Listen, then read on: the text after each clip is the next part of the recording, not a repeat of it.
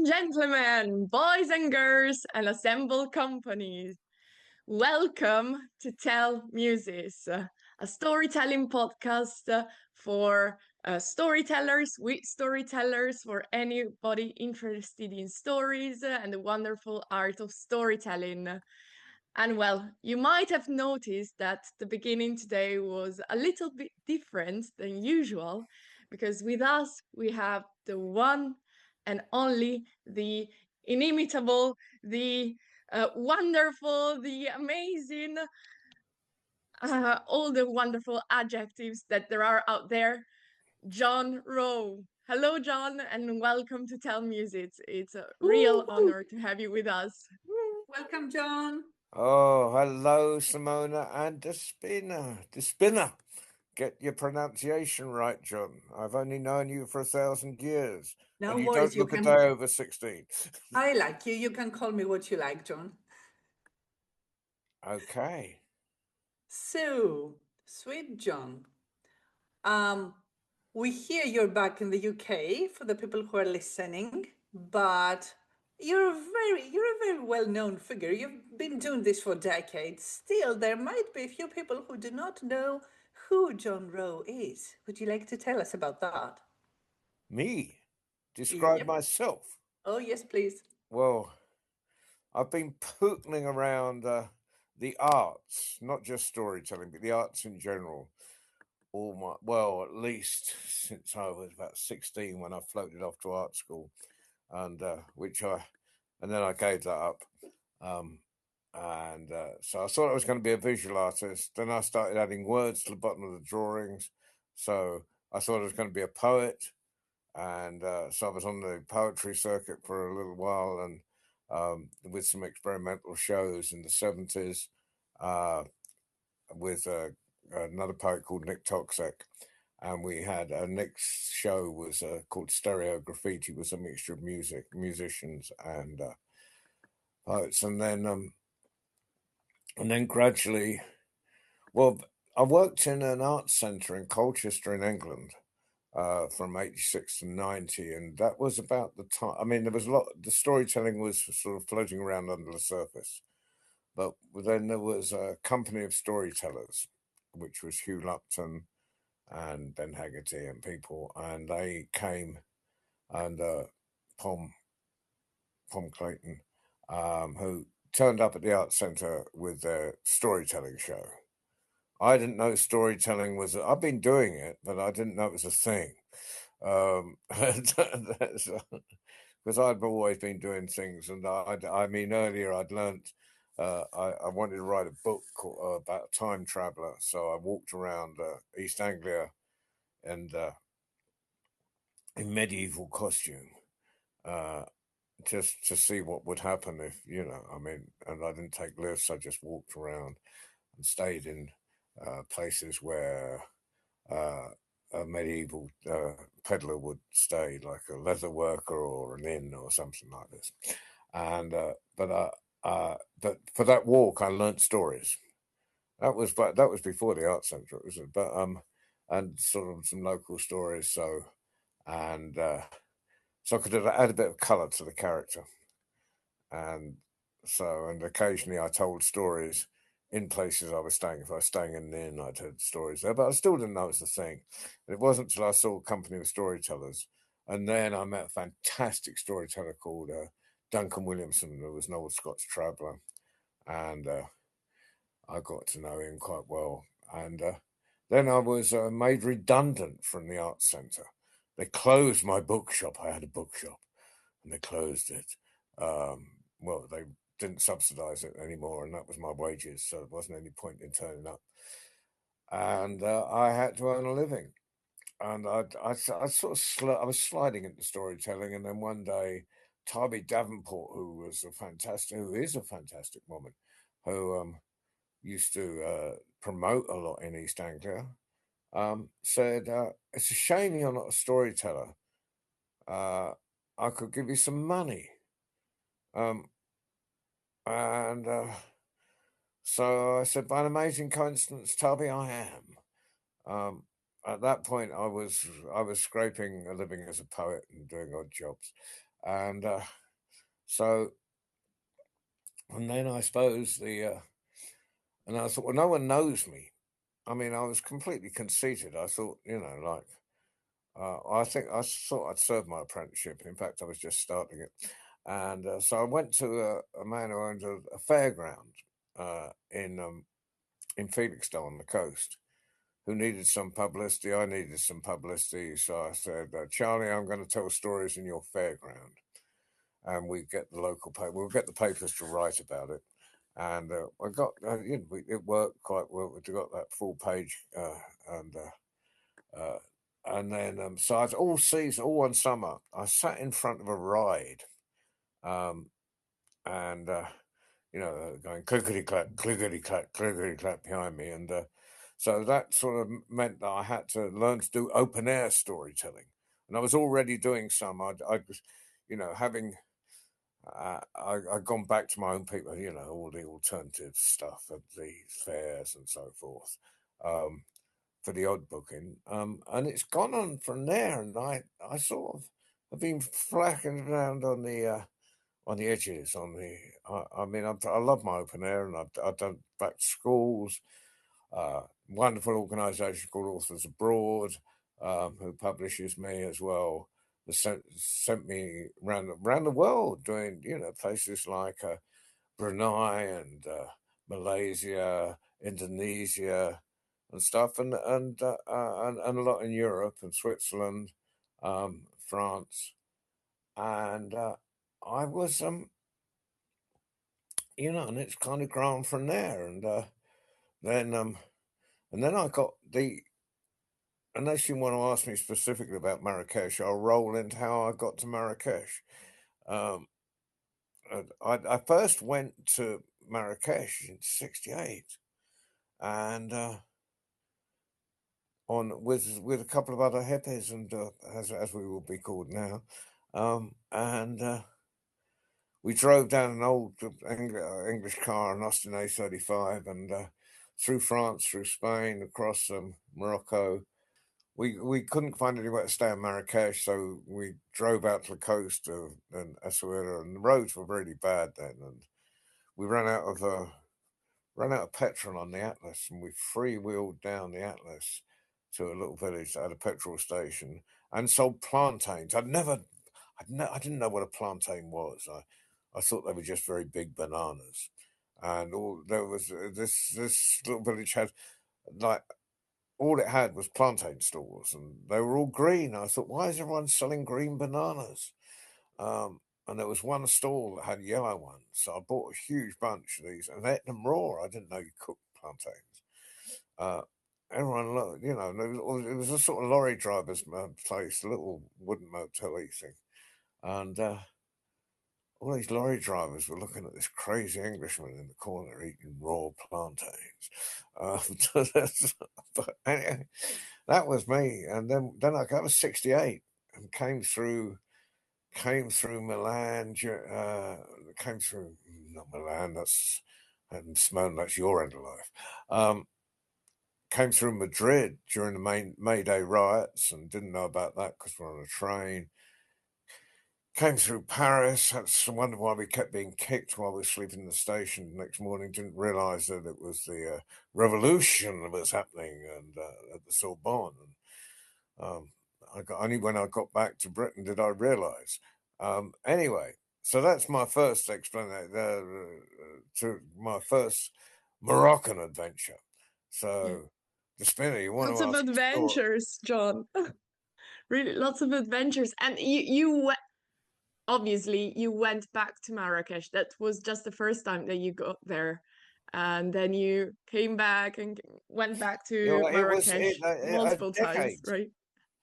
Decades later, I came back to Marrakesh. Oh, and can you Another, tell us something of how you got involved with Marrakesh storytellers and yeah, your it storytelling was. cafe? I was. I'd had a stroke, and it wasn't. It was only a bleed in the bonds. It was an exploding head, and so didn't physically, except I'd bump into people on my right. Don't walk on my right, I might smack you. The So, and Sarah Corbett, who was very involved with Marrakesh at that point, helped start the work with Mike to get the Henna Cafe going and stuff. And she thought and she was very close friends, so she thought the best place to recover was Marrakesh. So I'd had the stroke in November, and then I don't know when. Anyway, at some point, so a few months later, she took me out to Marrakesh, and I didn't. I know, I'm still beatnik, so I didn't. I didn't. It was a free kit, but someone paid my fare, I think, and then there was a place to stay, and I hadn't the faintest idea of how this happened. It was just magic, and so I stayed, and during that time, I was taken round to a dinner. Could I tell stories at a dinner? And um, and I went and told stories at dinner. I didn't realise that it was Mike Wood and Lucy's place. They owned everything I was staying in, and I was sort of singing for my supper, really, and told a story. And then, and during that time, I was taken around Cafe Clock, which is really important in the story, in the what I like to call the resuscitation, rather than revival, the resuscitation of storytelling in Marrakesh. And there was El Haj Azini, was the sort of granddaddy of storytelling. He was like, man, I saw lots of parallels between him and Duncan. And so during the interval, I think I was asked to tell a story. And I hadn't really done a story since I'd had the stroke. So, but it's great when you're sort of in a place like that. You just step up to the plate, and that kind of kicked. That was like a starter motor, that mean turning over and not quite getting the engine going, and it got the engine going. And then in the interval, I sat and told stories we swapped stories. And myself sat telling stories, and there was a young man, 18 years old, translating for both of us. And later, I found out that young man was Zuhair himself, was the other director of the festival. So Zuhair and I have got we worked out. I think this year was our sort of 10th anniversary of knowing each other, and so that was weird. And then Mike said, I think Lucy wanted to start the cafe, but it was Mike who rang me up and said he wanted to start the cafe, and he knew nothing about storytelling, and could I help him? And I thought, well, that's another free trip to Marrakesh. And then a few weeks later, COVID hit, and we were all sitting watching our screens like this, and I got a phone call from Mike. Well, I got a phone call from Sarah actually saying I might have dropped you in it, and, so, and it's all Sarah's fault. Wait till I see her in the summer. And there's Mike rang me up and said he wanted to start this online storytelling thing. No one was earning any money. There was no way. And Mike thinks business, and he'd like to. We would do an online busking. And could I help? So could I curate this site? So I thought, well, I'm doing nothing. We're like the rest of us. We would sort of So I got hold of everyone I'd ever met in the world on my travels who vaguely concerned with storytelling, and got hold of them, and they got hold of other people and so forth. And so the storytellingcafe.com was born. And at our height, we were doing, I think, 29 programs a week. We're talking about 2020 now, right? I haven't the faintest idea about years, but about 2020, yeah, beginning of COVID. Yeah. Well, COVID started at 2019, but I think it was 2020 that we were on a lockdown. And I'd like to fill in some gaps for the people who are listening, because we know the lovely people you're talking about, but some of our listeners might not. So Mickey Wood and Lucy are a lovely couple who are benefactors to the storytelling world, really. They have this actual physical spot called World Storytelling Cafe in Marrakesh. And then John was the curator of their online alliance, let's call it back then, because we couldn't meet in person. So this is how it started. Plus, Zuhair Kasnawi is the director of the festival that John is going to tell us all about. Right. So we get to the end of COVID. No one has met. No one's been meeting up.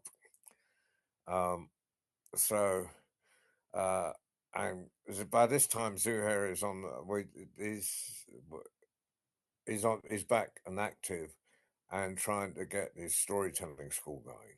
It's quite important this because before he, like the cafe was about to start, Zuhair was about to start his storytelling school, and he thought when COVID hit, it was dead in the water. But the cafe gave it a, you know, I think the online thing just kept a few things alive. And so at the end of when the borders opened this is an important part of the story. When the borders opened in Morocco, we decided at the end of COVID, we all decided that really it'd be a good idea to have a festival. We should meet up physically. And they opened the borders. That was November. You couldn't fly direct from Britain, so I had to stop off in Barcelona and then change. So, and that was November, and I shook more hands than I'd ever shaken in my life. And we were trying to put the festival together, and we wanted it on the square. We wanted it very traditional, and there was this magnificent meeting which I shall never forget, where so I'm filling save you filling in the gaps. Just storytelling in the square in or Hakwa, as it's called, on the square in Marrakesh, often was traditionally a circle, and one storyteller would stand in the middle, and they had to work really hard. They were buskers, they were hard men, and so and there's still a few alive, and so we didn't want to do this sort of cultural colonialism. Oh well, we're going down there to revive storytelling, like we wanted to do it kind of with, we wanted to link into the tradition. And so Zia and I at Nicole, I think it was, with there was a sort of cultural school that was, and no one had seen El-Hajj for, well, he'd been very ill, and he was coming into town for this meeting, so everyone was there because he wanted. So I mean, all the masters were there, and I was talking English. Zuhair was doing it in the Regio, which is Moroccan, and so and none of the masters could speak English, and so and when we said we wanted to do this thing on the square, we will have a circle. We're going to have a hakwa, big circle, and the masters were all in that ring together. I couldn't understand a word that was going on, and then they called Zuhair over, and this was a magic moment. And Zuhair translated for, he said, "The masters have decided. We will not have one circle, we will have 5." And I thought, wow, we got the blessing. And then so everything was being in place. We saw lots of officials, all that stuff. And So, I think that during the first International Storytelling Festival you hosted there, it was just a bunch of storytellers. It was not many people at first, right, John? well, no, because the reason was that having had all that, got everything in place, they closed the borders again. Ah, right. And so everyone said, "Are you going to cancel?" And we said, "No, if its borders open, we'll do it." They opened, I think, I can't remember, it's 8 days or 5 days before the festival. And it must have been 8 days. And So there were real difficulties because people couldn't get planes, and then you had to be vaccinated, and some people weren't vaccinated, and so forth, so it was kind of what, but we still got, I mean, we still got about sort of, I can't remember how many, but at least 20, maybe 30 international tellers, and I think there were 60 tellers altogether at that first festival, which is a good start because we did that march. Were you there at the first festival, Desmond? I was not in the first one. I must have been around the time that we met, but I would see all the pictures and the Yeah, videos so and suffer from a distance yeah, on my so we computer. were the first thing to happen throughout Africa. Um, and we did the parade, which you did, we did the parade through the souk. Now, these guys have been starving for 2 years, or they've gone back to the Sahara where they lived, or so forth, and because a quarter of Marrakesh's income is on tourism, so the souks have been closed, and we marched through. I found out later a lot of a lot of the traders hadn't the faintest idea what it was, but they were just glad to see something. We've gone through with British ambassador and musicians and storytellers and women doing that wonderful mouse music. And I've spoken to the traders since, and they thought it was a wedding parade or something, but they didn't care. They didn't care. One of them said to Zuhair and I shall treasure this forever. They said it was like bringing lifeblood back to the veins of the souk. Nice. And I thought, if I do nothing else in my life, that's all right. And so that festival, and it was crazy. It was anarchic. I hope we always keep that anarchic aspect, because and Marrakesh suits me because things don't happen on time, and there's Well, it was quite a feat, especially given the circumstances. So, for people who are listening and have not had the good luck to get there in person, you should know that Marrakesh is one of the most touristic places in Morocco. It is called the Red City because of the bricks that nearly all the buildings are built from. It's very picturesque, has wonderful gardens. And this square that John was talking about is called Jama al Fna, and it is a huge place. And John told us about how the first storytellers used to be buskers there. This was on purpose. It's a huge place, and it's filled with artists of all kinds. You have belly dancers, and you have snake charmers, and you have storytellers. So, storytellers trying to acquire an audience for their stories, because that's how they made a living, would have to be loud and very dramatic in their storytelling. So it's a kind of different storytelling to the European style we're accustomed to. And as John said, I saw one of the masters perform in the World Storytelling Cafe that Mike and Lucy would own. And even though I could not understand a word of the language, there was no translator there, I could see him transform into a figure of authority and give orders. And I could see him transform into a little old man who would hold a cane to walk with. So it was like watching theater, really. It was like watching a play, single actor. Plus, before the amazing feat that these guys pulled together, Richard Hamilton was visiting the place and he had written a book about the last storytellers because it was a decaying art. It was going off fashion. People were not interested any longer. We are so hooked into technology all around the world that we lose the basic essence of such an old art. But luckily, through that very start that John has just described and the international festivals that followed, there's now a new generation of storytellers coming out. In one of our next episodes, John, we're going to have Zakia as our muse, as our guest.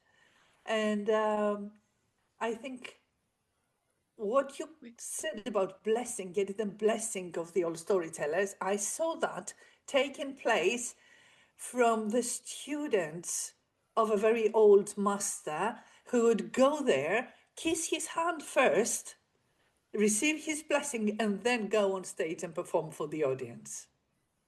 So this Yeah, was a sign of the yeah, utmost and on that, if I can cut in for a second, no, I promise it's only a second. Well, or 200, and the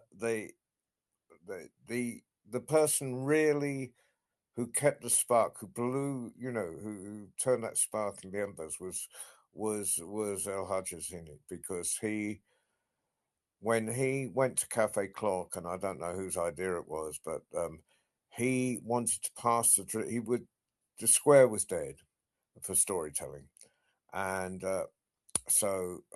it was impossible. Too much loud music, too many monkeys on chains, and so forth, and so he took it in, but he wanted to pass the tradition on. And when I went there was 8 youngs, all those, and I think Zakir was part of that. Maybe not, but I'm sure it was. But 8 young storytellers in the that he was passing. He really wanted to pass on that tradition, and it was him who actually kept it going. And Mike the Mike who started Cafe Clock, whose second name I've forgotten, which is really embarrassing because I knew it yesterday and I'll know it tomorrow. You'll know a thing yesterday and you'll know a thing tomorrow, but when it comes to time, you've gone completely out of your head. when you least expect it. Mike Richards, I think it is, and they had a cafe in Marrakesh and one in Fez, and so we had to go in. It was coming from 2 directions, and without his work, ours wouldn't have happened, because we wouldn't have had that connection with the Marrakesh storytellers. So always, we need to give credit there, because twice a week they had storytelling in Cafe Clock then, when I first went there, twice a week. And anyway, sorry, I cut in there. But I went to the next International Storytelling Festival in 23, being invited by our lovely friend here. And it was much more organized than the first one. It had received, it had been put under the wing of the Moroccan king. So it was like very we had the prestigious. patronage, yes. Exactly, the patronage. And there was this huge tent at the Jama Al Fna Square where most of the storytelling took place. Other lovely venues as well. And we had the protection of the police, which was right next door to us, the building of the police, the local police, even though luckily they were not needed. But still, it felt, kind of Oh, the safe. police loved us on the first one because they'd had nothing to do, and then suddenly, and they were all getting overtime because we have ambassadors come to the festival, so there's a big police presence anyway, and it's been and that, I think, the fact that we actually connect with the city, and we're part of the city, so much so, I've got to tell you this, that they're redesigning the square. They're not changing the footprint, but they found the old maps. They're taking it back to that. So the gardens, they're taking away the bus station, putting that elsewhere, and they're making pedestrianising even more. So the gardens will be connected with the square. Oh, So lovely. it'll be 3 times the size without any change of the footprint, Wow. because it's got too crowded. But storytelling has become that important that Mike Zuhair and I were invited down to speak to the architect to see what would be the best for storytelling. They see storytelling as part of the now. How many cities in the world invite the sort of these 3 Herberts now? Well, no, Mike's not Herbert; he's quite a respectable gentleman now. and now Zuhair looks like the king. Is walking around. His presence is somewhat extraordinary right now. But how many places we want to redesign. We want to upgrade Trafalgar Square, for instance. So let's invite the storytellers down to see if it works for them. I mean, that's. Wow. Yeah, let us wrap it up a little bit. Sorry, I'm a bit No difficult. worries.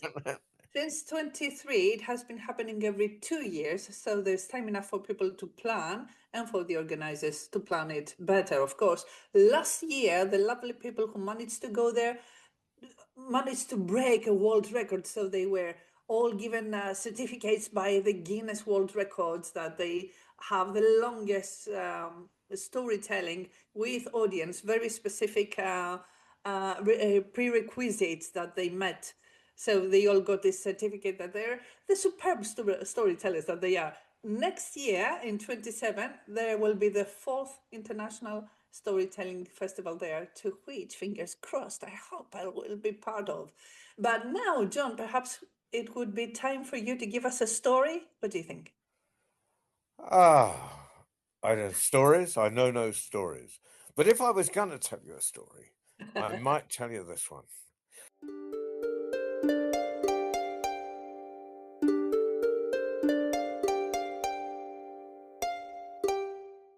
And there was a girl, and she lived in a village in the middle of a forest in the middle of China. And she made the most beautiful ribbons you've ever seen in all of your life.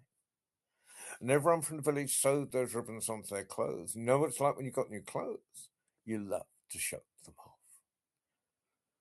But everyone in the village had the same clothes. There was no one to show them off to. So they walked through the forest till they came to the city. Everyone admired them. But in the middle of the city was a palace. And in the middle of the palace was an emperor. And he looked out of his window.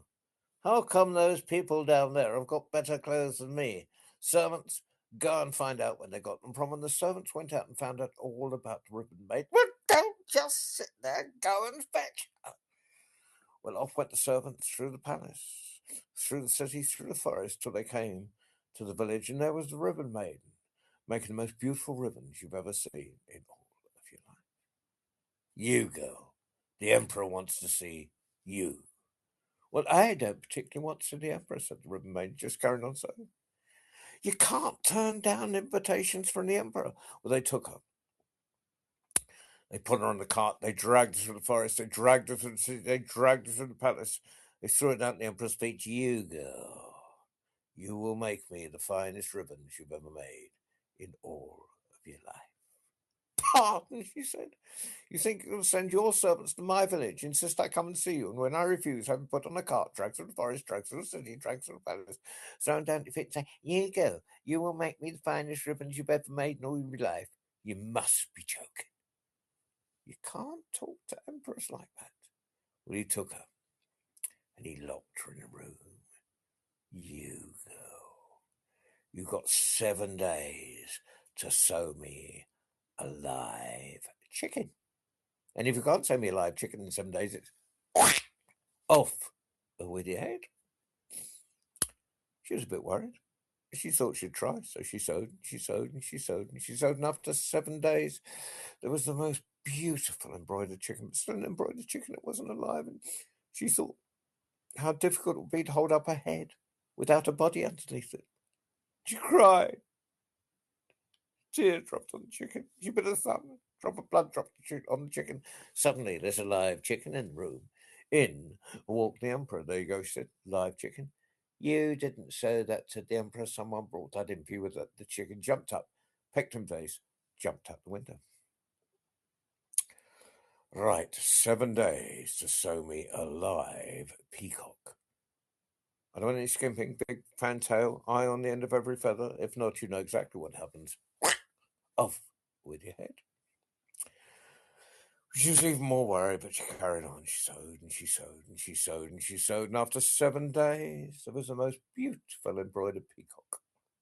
It was still an embroidered peacock. It wasn't alive. And she thought how lonely her body would be without a head on top of it. And she cried and a tear dropped on the peacock. She put a thumb drop of blood dropped on the peacock. Suddenly, there's a live peacock in the room. In walked the emperor. There you go, said live peacock. You didn't sew that, said the emperor. Someone brought that in for you. That the peacock jumped up, pecked him in the face, and flopped out the window. If you ever see a peacock trying to fly, they flop. Right, no more tricks. 7 days to sew me a live dragon. If you can't sew me a live dragon, I want no skimping, little pointed tail, every scale, all that sort of thing, little wings. If not, off with your head. Well, she was even more worried, but she tried and she sewed and she sewed and she sewed and she sewed. After 7 days, there was the most beautiful embroidered dragon. Like the ones you get in the back of silk dressing gowns, only even better. But it's still an embroidered dragon. It wasn't alive. And she thought about her head rolling across the floor, ba-doing, ba-doing, ba-doing, ba-doing. She cried and a tear dropped on the dragon. She bit her thumb. Drop of blood dropped on the dragon. Suddenly, there's a live dragon in the room. In walked the emperor. And before he had a chance to speak, the dragon breathed in and the dragon breathed out. And we all know what happens when dragons breathe out. There was just a little pile of ashes on the floor where the emperor used to be. Right, where do you want to go? Said the dragon to the girl. Back home to my village, she said. On my back, said the dragon. They flew out through the window, once round the palace, twice round the palace. The dragon breathed in and the dragon breathed out. The little pile of ashes where the palace used to be, because they flew across the sky. The ribbon maiden was so happy. She was making the most beautiful ribbons of all different colours and throwing them into the air. If you look up to the air till this very day, if you're very lucky, you'll see a rainbow. And you'll know that's where the ribbon maiden was making her way home, on the back of the dragon. Now, I'll tell you one little extraordinary snippet after that. I was working with Justin Demir, another storyteller, and we were doing a series of workshops in the women's prison. And we did that story, and the women's prison was just full of these huts, really. And we came out into the yard, and I mean, prisons are kind of depressing places. We told that story, and as we came out the yard, there was a rainbow over the prison. And you've never seen so many smiles on people's faces in your life. So, anyway, there's a story for you.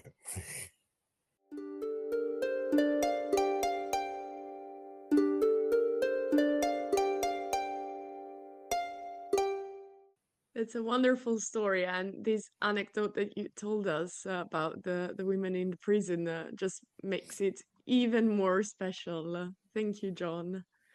And I was just thinking earlier that I wanted to ask you about your work in prison. So now that you mentioned it, would you like to Well, tell that us something segues about that? nicely into it, doesn't it? Yeah, exactly. Yeah, well, I wanted to work in prison for years. I kept going as a poet for interviews, and I'd get shortlisted. And there's always someone who had written an introduction to Stephen Spender, some famous poet, got the job. And I'd given up. And then I was invited to apply for a storytelling residency. This is about 1999. And I thought, I'll go along. It's rude not to. And I didn't expect it. And I got it.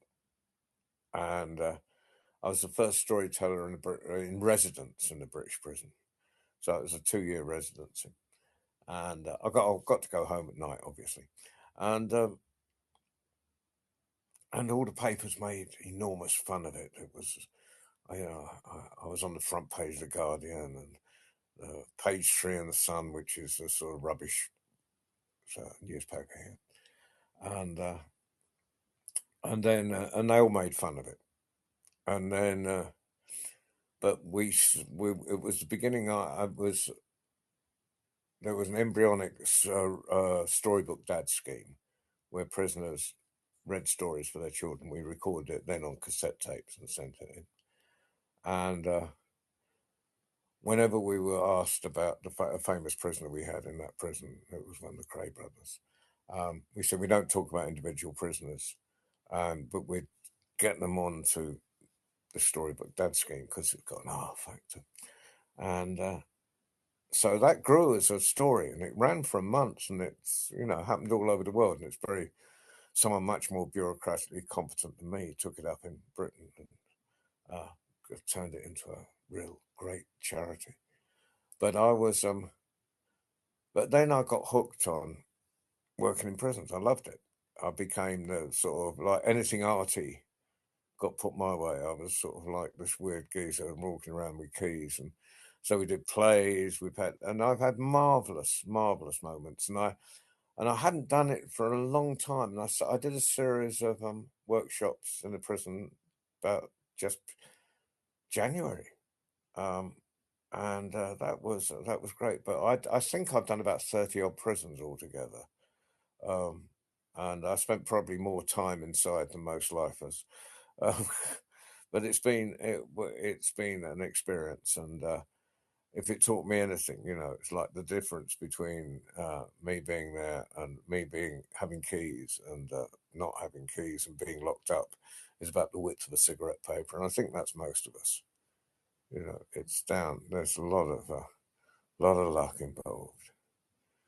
So, it would take another program. So I'm going to shut up now about prison because it would take another program to talk about it. But it's been we've done plays, we've brought out books, we've done storytelling, all kinds of stuff.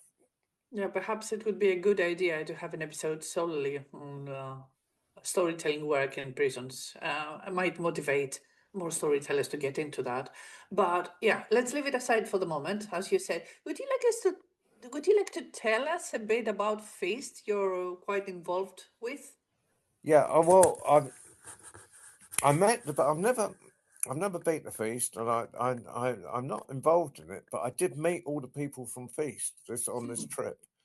The people that took me over on this trip were Ace Novation, which run a thing called World Storytelling Championships, and it's been growing for some years, and I've been with them off and on, supporting them since it started, and wonderful Nina Gayatri and Major, the two people behind it, and it's based in Singapore and Chennai, and I've just come back from that, from 2 weeks in Chennai and a few days in Singapore, and so I got an idea of how it all works, and so it was the Indian.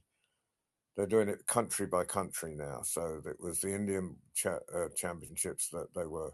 I was doing the prize giving, and it was great. They get thousands of entries. These from everything from special needs to adults.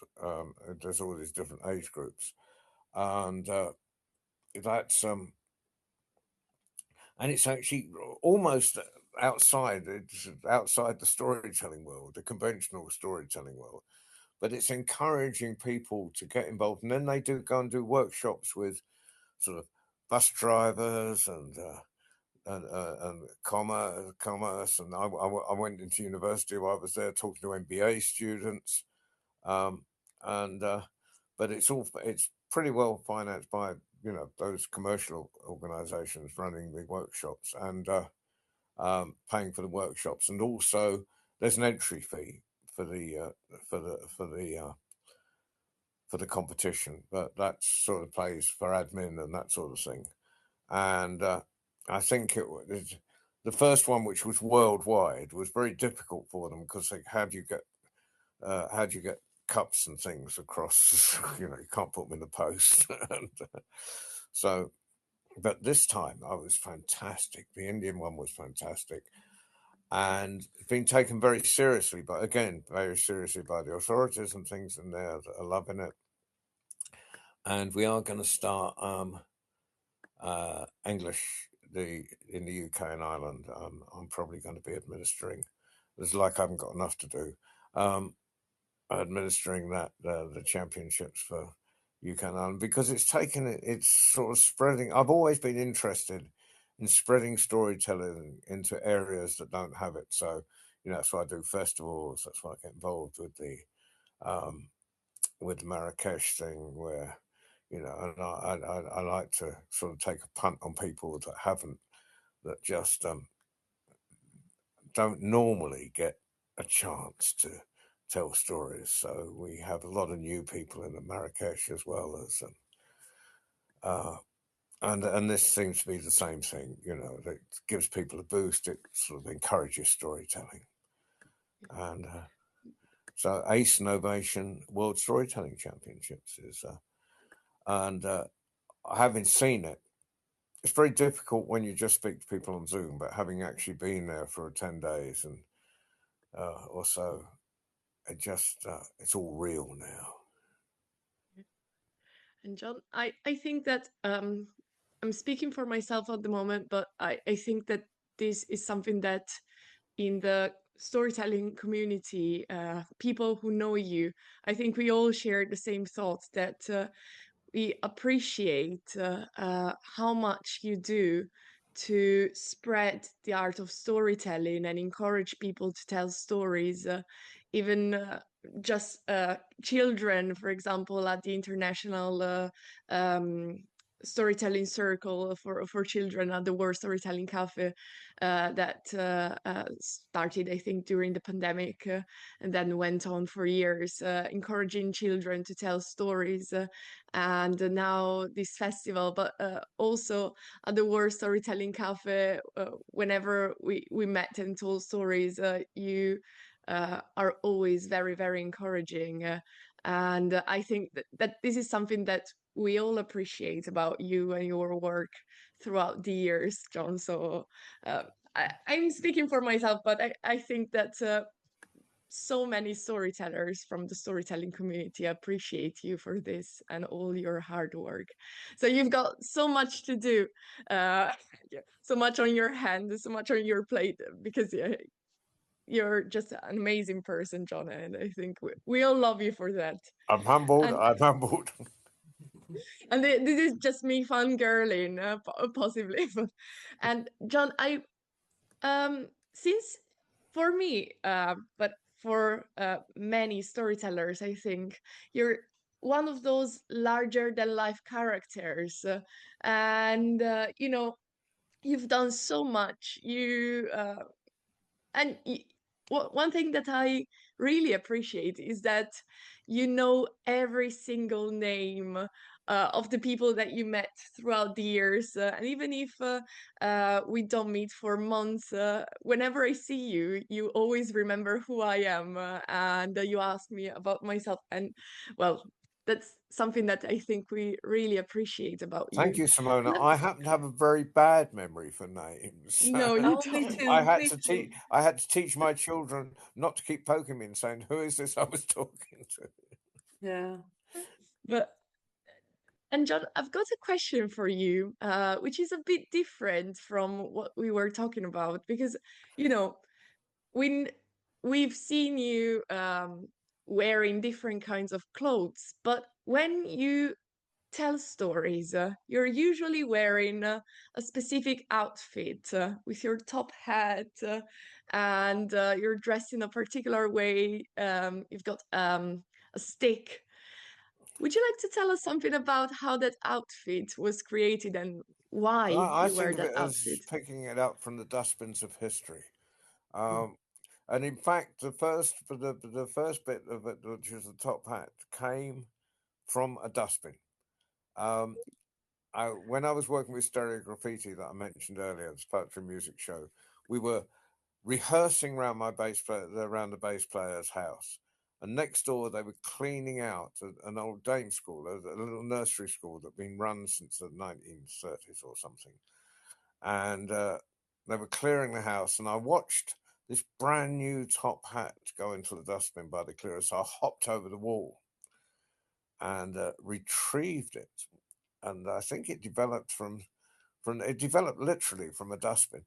And but the I think one of the reasons people sometimes think costume gets in the way of stories, but I think it for some people it opens up, because I work open air, and I sometimes sit down, or I used to when I could sit on the floor on the ground and stand up again afterwards. Um, I'd sit down with the family and tell them a story. Now, imagine I'm walking in this isn't an arts festival. This is something like a county show or something, and you walk round and you're in jeans and t-shirt, and you sit down with the family and say, "Can I tell you a story?" They'd be calling the police, or at least take their children away. Don't talk to the funny man. And but I found it was, like the costumes and introduction. Um, it's like a license. Like I'm obviously supposed to be there. So that helps, and it also helps me because I don't, it doesn't need the introduction. I'm obviously a performer, so it helps me on that saying hello. Some people don't need those props, but and I feel, uh, well, if I've got to a festival and I've been given the wrong pass and I'm upset and I've got my ego flying around and stuff, and I like to keep my ego separate. I'd like to take it for a walk occasionally, but I don't like it impinging on my life. And and I'll ring up my daughter and she'll say, "I'm on my way to work. There's people who don't know where they're going to have a job when I get there. Do you think I'm concerned about what kind of pass you got?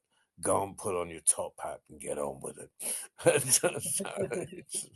So I put on the top hat. I mean, children are great for bringing you down to earth. And so I go and put on my top hat and I get on with it. As soon as I got the top hat on, I'm the storyteller.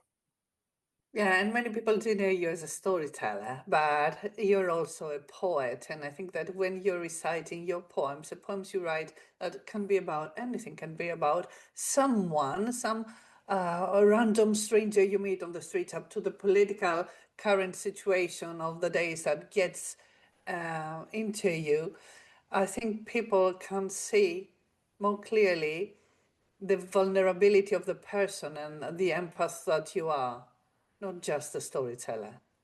Anyway, okay, John is very well known for his international career. He's been to Romania and Singapore and India and Morocco and so much work in England, and he's been doing it for decades now, along with his friend Mike Rust, who is also a collaborator at the World Storytelling Cafe. And I should, now that I just remembered John mention, that this season 2 of our podcast is under Get Award in Edgeway Festival's wing. So we have a little bit of support from our beloved friends of Gawi Festival.